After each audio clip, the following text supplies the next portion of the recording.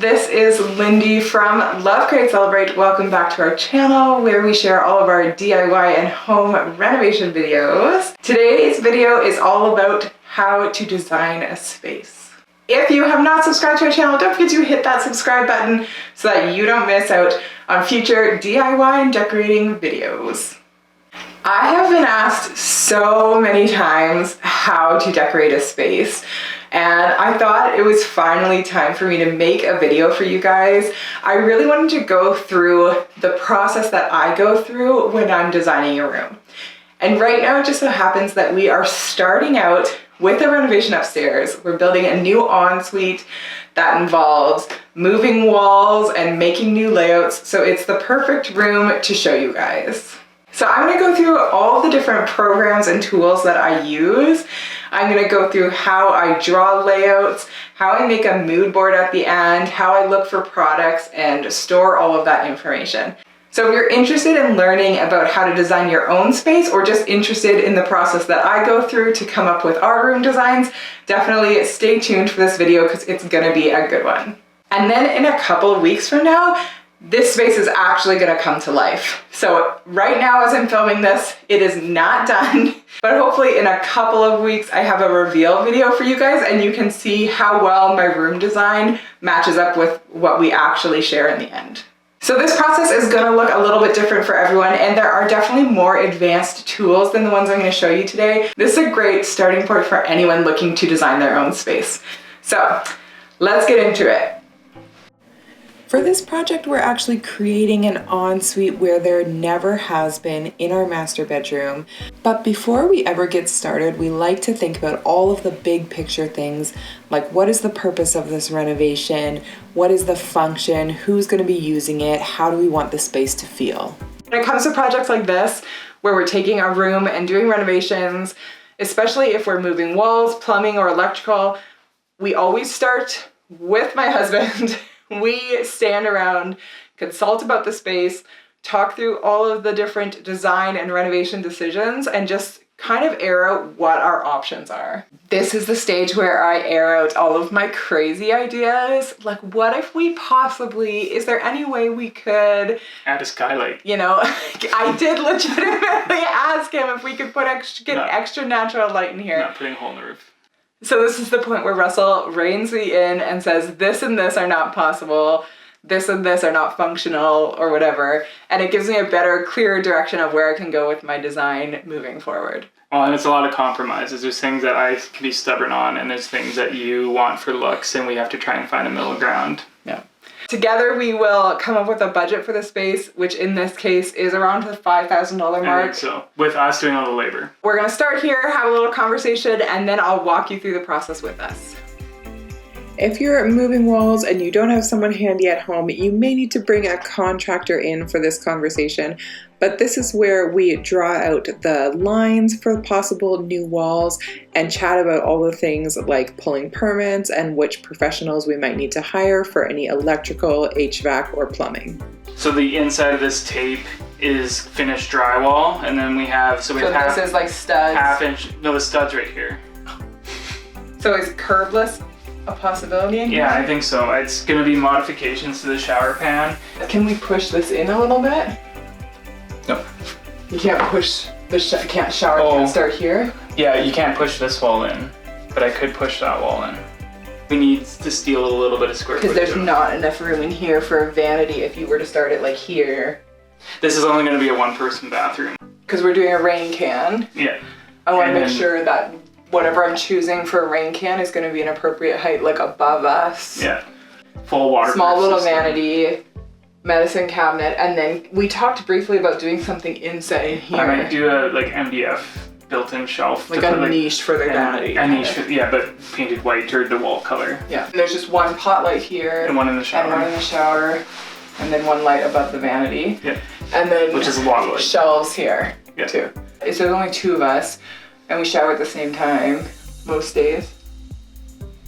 Oh. Not. Okay. I meant one after another. Oh, I like your plan. Yes, well, you would. That's why I built a big shower. Next steps for me are to finalize all the design decisions. Tile choice is a big one. Tile choices. Once I know the measurements of the room I'm working with, I like to make a floor plan. There are some more complicated programs that work really well, like SketchUp or AutoCAD for this, but I'm going to show you a couple of easy ones that are good to start with. SmartDraw is a great website online that is fairly easy to use and fairly affordable.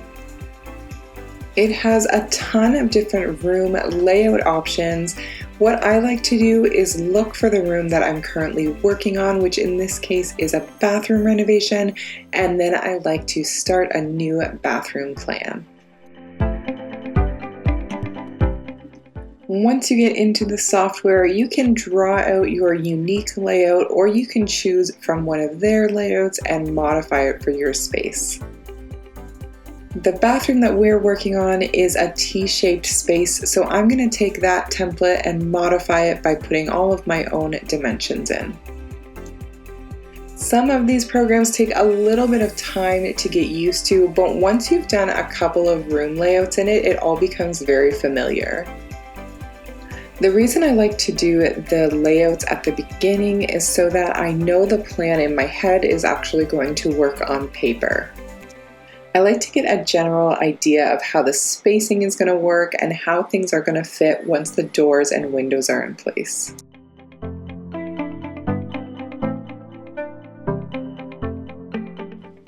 Next, I add any doors or windows to my space.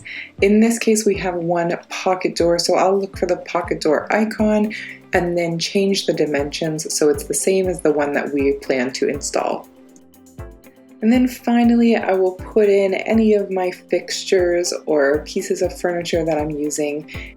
Most pieces that you can drag into the space are a standard size, but you can alter the dimensions of any piece. For example, the shower pan that I'm going to put in here is going to be custom sized by us, so I'm going to size it to the space. If you're putting a couch in a living room, you might go online later and find the exact dimensions of the couch you want, and you can come back in and alter it and see how that scale is going to look in your space as well. Because there's only a couple of layout options here, it's pretty quick for me to lay everything out and see the room come together. If you're doing a more complicated space like a living room or a kitchen, you'll probably spend a lot more time on this phase, just trying out different layouts and moving different pieces of furniture around.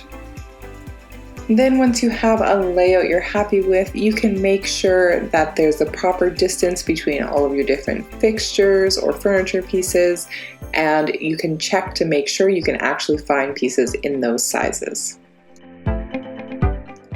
Just to show you another option, FloorPlanner is another free website. I'll link all of these below in the description for you. This is the program that I tend to use to create my spaces because I like the 3D models that it gives you as well as the 2D models, and I find it pretty easy to use. I'll speed through this pretty quickly because it is very similar to the other program, but this time I'm going to draw out my floor plan instead of using a template. Again, I can choose doors and windows and customize them all so that they're the correct size, and choose furniture pieces and finishes in the space. I also really like that this program lets me see a 3D model of it and lets me go right into the space, which is hard in this case because the room is so small, but is really fun in bigger rooms like kitchens and living rooms.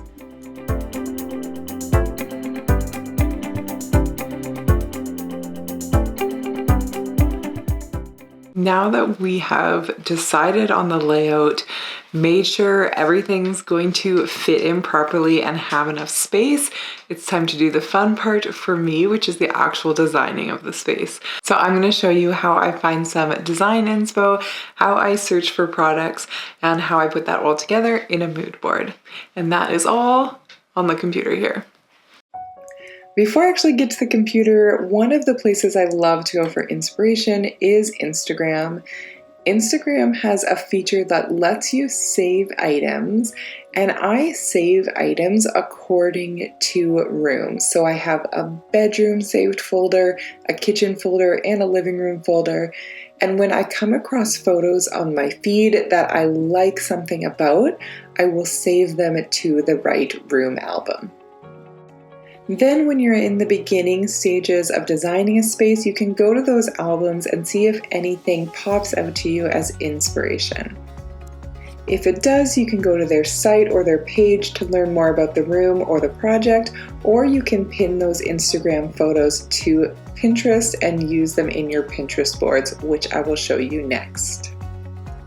Then I do the same thing on Pinterest, so really you can use whichever one of these platforms you like better, but I save everything to specific room boards, and when I'm starting a new room, I will start a new board specifically for that room design.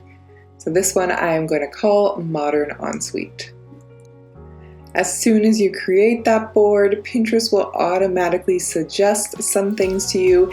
And since I do like some of these pictures, I'm going to pin them right away to my board before I search the rest of Pinterest for more specific ideas. Since I have a bathroom ideas board already that I've put tons of different stuff I've liked over the years into, I will then go to that board and pin some of those ideas that stand out to me. And really at this point, I'm just pinning anything to my Modern Ensuite board that I like or that stands out to me.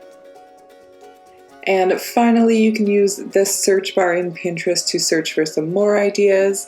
When I search small modern bathroom, it also gives a ton of suggested ideas at the top that you can click on, but I can look through this page for inspiration, and even if you change the keywords a tiny bit, like small modern bathroom versus small contemporary bathroom, all of those searches will give you new search results.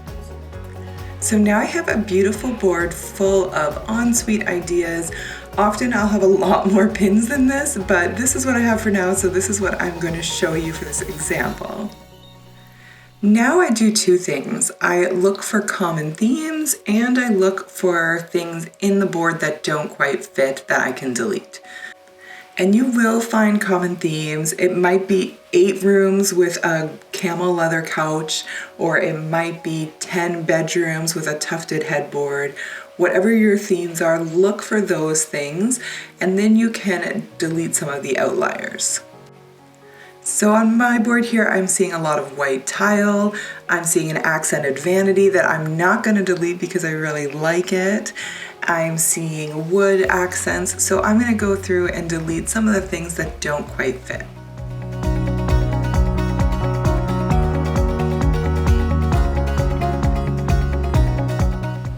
Now that I've created a beautiful Pinterest board with my ideal ensuite bathroom, then the next thing I'll do is search for products to make up that ideal room. Even if I can't afford these pieces right now, I still then know the ideal space I'm aiming for, which isn't as applicable in a bathroom because once you do it, it's done, but it does apply to things like living rooms and bedrooms where you can buy more affordable furniture first and then switch it out in the future. I'll also pin some of these higher end ideas and look for inspiration for things that I can DIY instead of buy as well.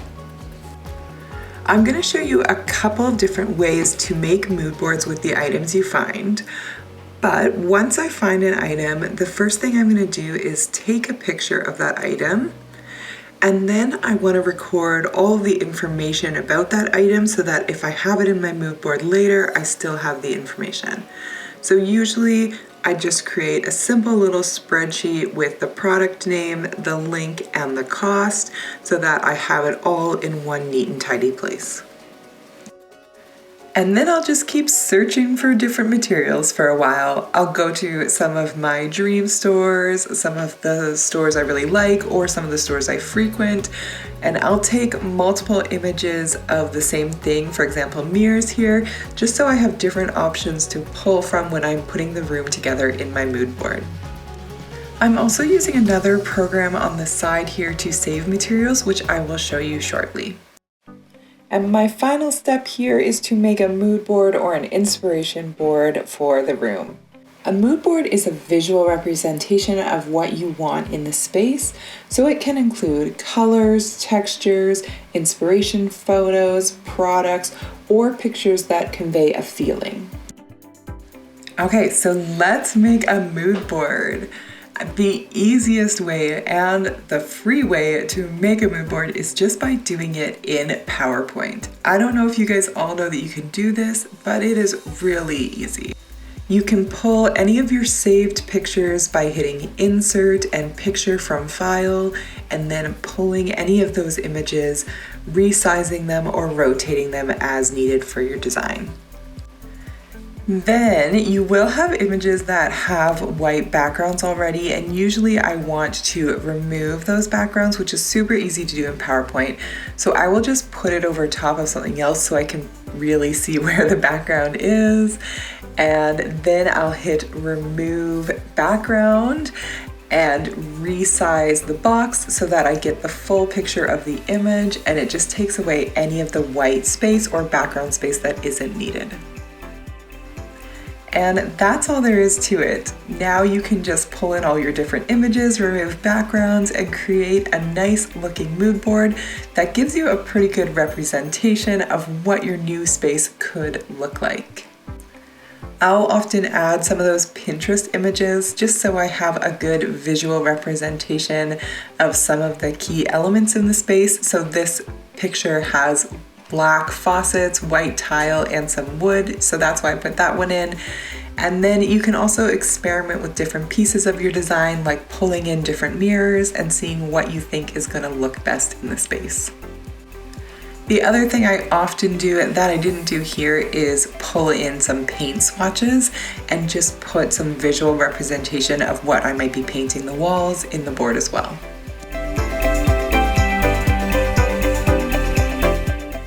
Just to give you another option, another program that I like to use to make my mood boards that is free and easy to use is Canva. This is a website online, and you can create a custom size and start doing your mood board right away. You can upload all of your photos into Canva, and then just like PowerPoint, you can remove the backgrounds, resize, rotate, crop, whatever you need to do to make your mood board and design come to life.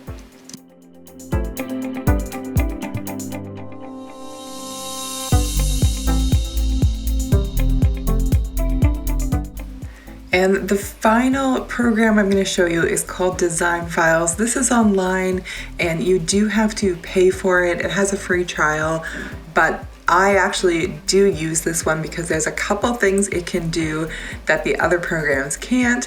And because I make quite a few mood boards, it's worth the investment for me. You can see that I already have a bunch of products in my library on the side. The reason that's there is because when I was initially searching for all these products, I used the Design Files tool to bookmark all of these objects and add them straight into my library from the site. So it uploads the link, I can add the price, and I can put any other details or description that I need and save it directly to my Design Files library. This saves me a ton of time because I don't have to go back and record all of the links and websites and prices. It's all already there. And if I want to use something that I've used in a previous project, I can look up those items and all the information from those items is already stored as well. So for example, if I was using the same faucet as a previous bathroom, all of the information is already here. The other thing I really like about Design Files that you can't do in any of the other programs is you can distort the pieces and change the perspective a little bit. So for example, with this faucet, all of the other mood boards I made, it was bothering me that the faucet pieces were not on the same plane as the rest of the things that I was taking into the diagram. But with this distort tool, I can actually move edges around and move pieces so it looks like it's all on the same plane. I don't have any rugs on this mood board, but I especially like this when I'm putting rugs in the space because most rug pictures online are flat and I like to make it look like it's lying down in a room. Then I can also store multiple images for the same objects. So sometimes if there's 2 images online, I can store both. Once again, I can remove backgrounds from pieces, crop them, and rotate them. And if there's something that's not specifically coming from a website to upload, I can just upload individual photos as well and add those to my mood board. So that is a super quick overview of all of these programs. I will link them all in the description below so that you can find the websites easily. And if you have any questions about them, please let me know. Or if you would like more in-depth tutorials, let me know because I can always do that as well. So at the end of all of that inspiration and research, this is the design board I ended up with. And we are working on this space right now. So if you're interested in seeing how this becomes reality, make sure you're subscribed to our page and tune in because this room reveal is going up in a couple of weeks. Thank you so much for watching. I hope you guys enjoyed that video. If you have any questions or any thoughts, please leave them below. I would really love to know if you guys are enjoying this sort of designing and decorating content on our channel. If you liked this video, please give it a thumbs up, let us know in the comments, and as always, hit the bell so you don't miss out on future DIY home renovation and designing videos. Thanks for watching!